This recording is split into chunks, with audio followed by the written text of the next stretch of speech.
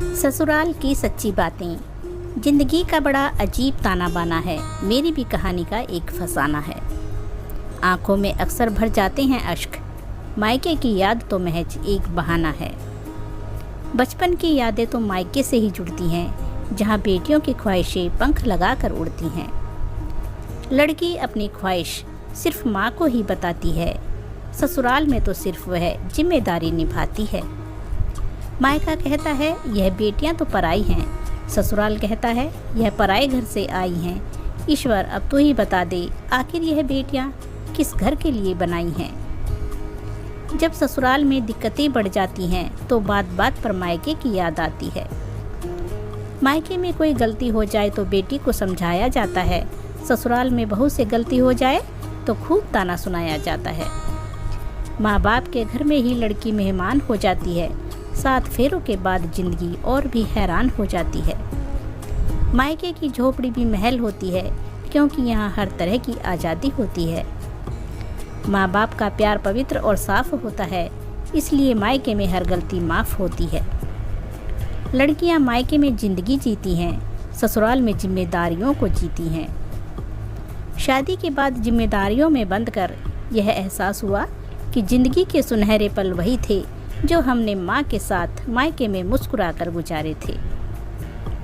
लड़कियाँ ससुराल में मायके की यादों को ऐसे संभाल कर रखती हैं जैसे इस दुनिया का सबसे कीमती खजाना हो।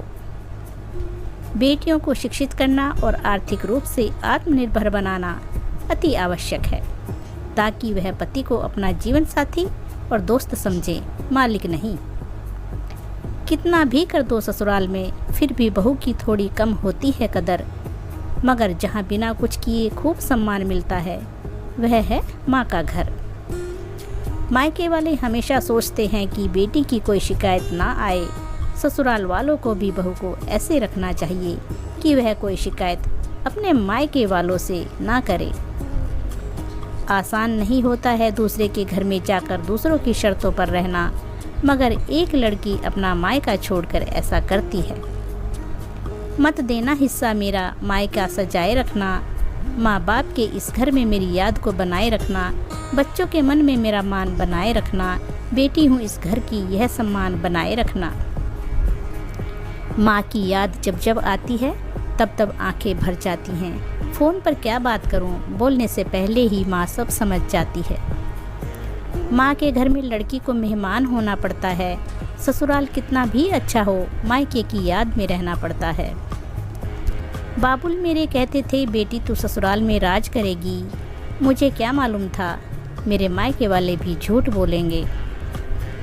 जमाने भर का दुख उसी की झोली में आया है। औरत को ना जाने खुदा ने किस मिट्टी से बनाया है। लड़कों के लिए ससुराल सरकारी ऑफिस की तरह होता है, जहां उन्हें हर सुख सुविधा मुहैया कराई जाती है। लड़कियों के लिए ससुराल प्राइवेट कंपनी की तरह होता है, जहां ओवरटाइम करने के बाद भी पैसे नहीं मिलते हैं। कमाना नहीं जानते तो अपना हाथ फैला दिया, कुछ ऐसे लोगों ने दूल्हे को बिकाऊ बना दिया। दोस्तों, अगर मेरी वीडियो पसंद आई हो तो लाइक और शेयर ज़रूर कीजिएगा। चैनल को सब्सक्राइब कीजिए। धन्यवाद दोस्तों।